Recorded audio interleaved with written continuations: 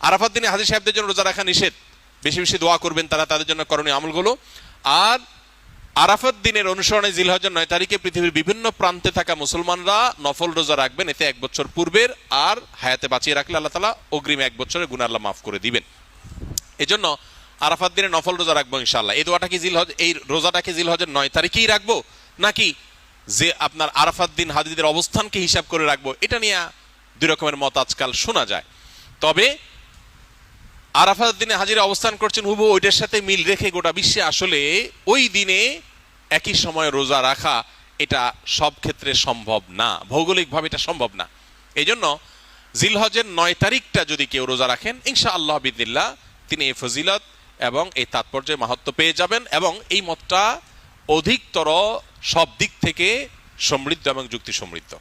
এই জন্য আমরা আরাফাত দিনে যারা আরাফাতের ময়দানে অবস্থান করছি না তারা রোজা রাখবো ইনশাআল্লাহ বেশি বেশি করে। আর জিলহজের 1 থেকে 9 তারিখ পর্যন্ত সবগুলো দিনই রোজা রাখতে পারলে আরো ভালো, তাহলে সেক্ষেত্রে ইখতিলাফ এবং মত পার্থক্যের আপনি এমনি উঠে গেলেন। সবগুলো দিনই আসলে রোজা রাখার চেষ্টা করা দরকার যদি তৌফিকে হয়।